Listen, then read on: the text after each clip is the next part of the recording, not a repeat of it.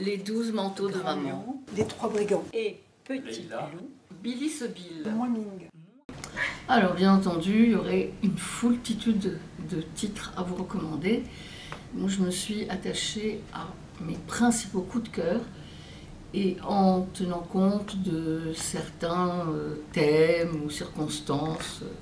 Voilà. Mais ça n'est vraiment qu'une sélection. Par exemple, La Dame des Livres.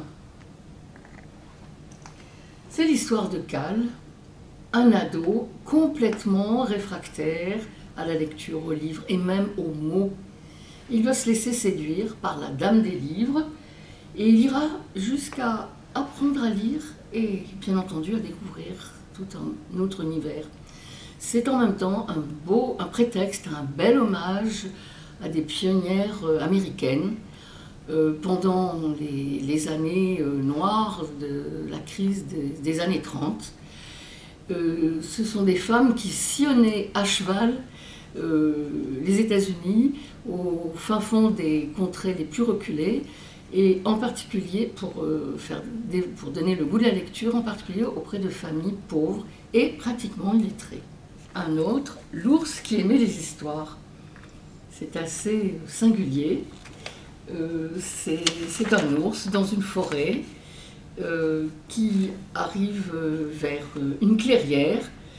En fait, c'est un joli conte qui raconte le bonheur de la lecture et celui de s'entendre raconter des histoires.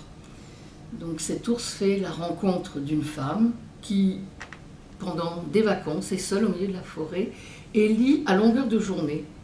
Et sans comprendre le sens des mots, il est fasciné par les intonations de sa voix et l'histoire se termine, je ne vous le dirai pas, d'une bien jolie façon. Pour illustrer l'intergénérationnalité, le passage d'une génération à l'autre, c'est Petite Pousse. Petite Pousse, c'est la plus petite d'une famille très nombreuse. Elle est plus petite même que Grande Mamie, qui pourtant est toute ratatinée par le grand âge, qui lui raconte des histoires et qui l'aide à grandir. Ces histoires la nourrissent. Mais un jour, il arriva ce qui arrive aux vieilles personnes. Mais ce n'est pas du tout une histoire triste. Dans la cour de l'école, pour le temps de la rentrée des classes, c'est un graphisme tout à fait minimaliste, des petits ronds de couleurs. Ça rappelle, pour tous ceux qui connaissent, petit bleu, petit jaune. Les petits ronds de couleurs représentent des enfants dans une cour de récréation. C'est absolument idéal pour faire parler l'imaginaire des enfants et vous ne pouvez pas savoir comment ils s'expriment après avoir écouté cette histoire. Au moment de la rentrée des classes, il est quelquefois utile de lire ceci. Corentin apprend les bonnes manières.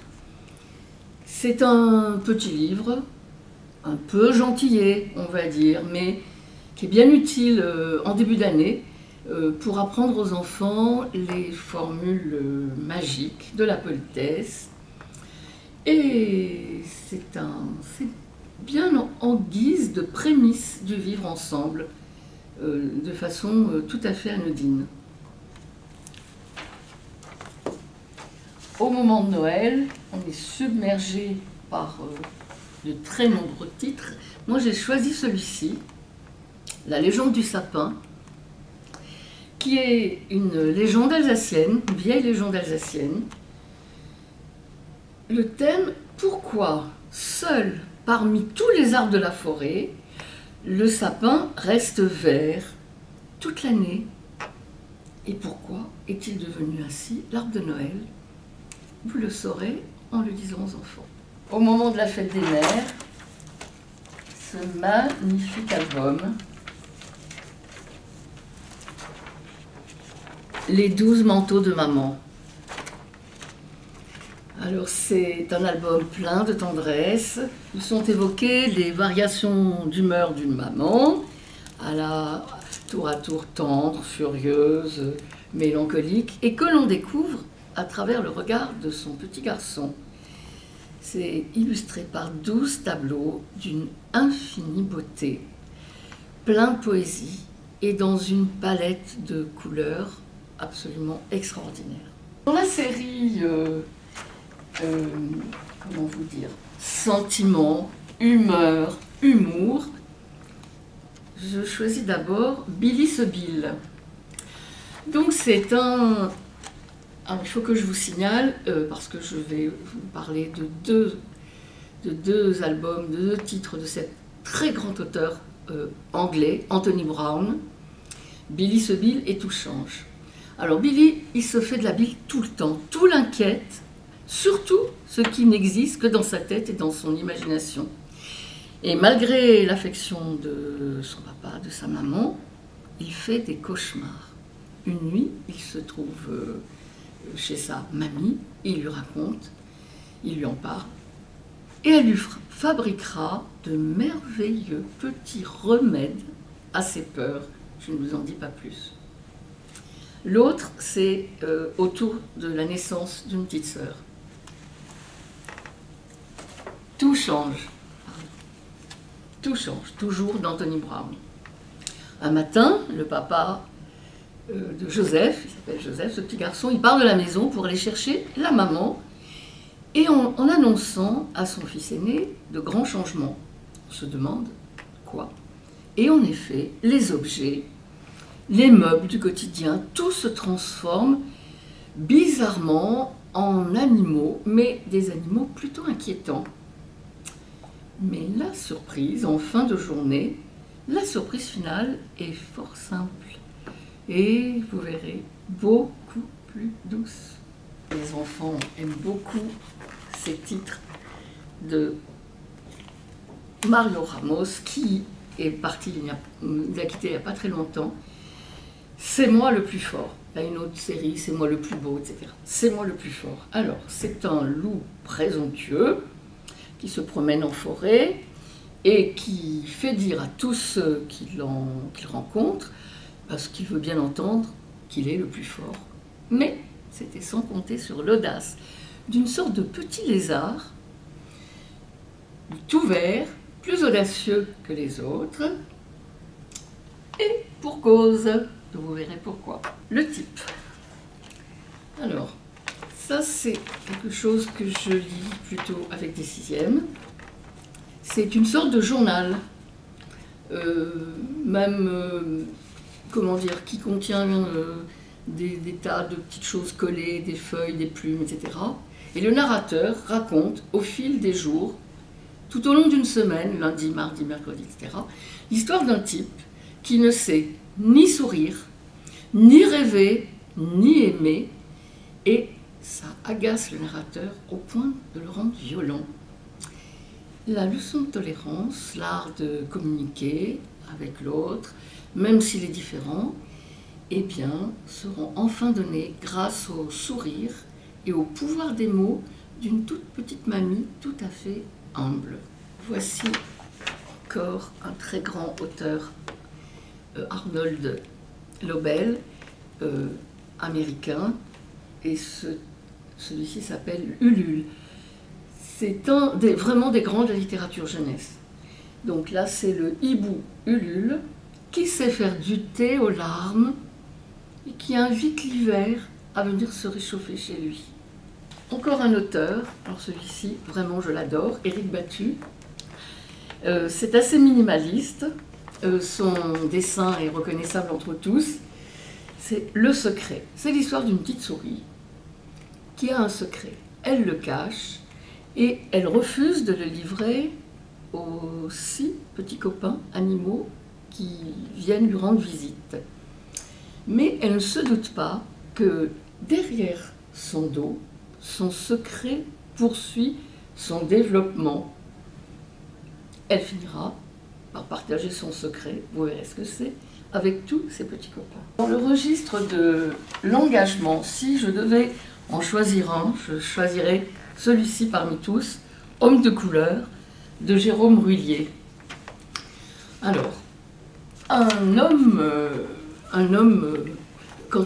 blanc change souvent de couleur en fonction des situations, de la température, etc. Or, l'homme noir, lui, il reste noir dans toutes les circonstances. Ce texte s'inspire d'un conte africain mis en poème par aussi un très grand, Léopold Sédar Senghor. C'est bien entendu une belle leçon de tolérance à lire à tous les âges. Pour les contes, celui-ci, encore Anthony Brown. Voilà. Un conte de Petit Ours. Alors, si vous voulez faire une petite promenade à travers les contes, des contes assez traditionnels, assez connus, c'est un petit ours qui ne part jamais en forêt sans son crayon magique, qui le sauve de toutes les situations qu'il tire à son avantage. Une belle occasion aussi de faire deviner des contes aux enfants. On ne saurait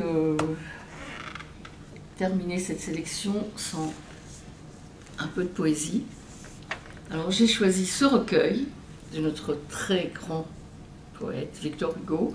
C'est un recueil de tous les poèmes qui illustrent l'amour de Hugo pour ses enfants, ses petits-enfants. Et aussi c'est un peu une espèce d'hymne à l'enfance. Voilà. Et puis, alors une petite trouvaille qui est à la fois poésie, désolée je n'ai pas le petit livre, qui est à la fois poésie et comment dire, une petite revue des contes. Il était une fois 20 contes en haïku. Alors, les auteurs ont choisi une vingtaine de contes parmi les plus connus et chaque conte est résumé par un magnifique petit pastel sur la page de droite et à gauche par 3 lignes de haïku. Et donc sous ces 3 lignes se cache un conte à faire deviner aux enfants. Et donc c'est un livre à la fois de poésie qui énumère des contes très connus, mais c'est aussi un livre-jeu finalement. Et je ne résiste pas au plaisir de vous lire 2 petits haïkus. Vous devinerez de quoi il s'agit. Petit capuchon, noisette et fraise des bois rencontrent le loup. Un second. Nuit carottée sous le poids des matelas. Aïe! Un poids sournois. Un autre conte qui sort de l'ordinaire. Un roi sans terre. C'est un roi qui n'avait pas de royaume et qui part à la recherche de sa terre à lui. Et au cours de ses errances, il découvre des paysages, des animaux, et son manteau est chargé de poussière, de fleurs, la lumière s'accroche à lui. Et un jour, il donnera vie à une ville endormie dont il deviendra le roi. À noter la beauté du texte et surtout la beauté de l'illustration. Les 3 brigands. Et Petit Leïla. loup. Billy Sobil. Moi Ming. Moi, Et les 3 autres. Le La secret. lecture des petites couettes. dans la poussette de Le Lisette. miel, ma douceur. C'est moi le plus fort. Oncle éléphant. Non, non et non. Otto, Ulule. Calimagier. Homme de couleur.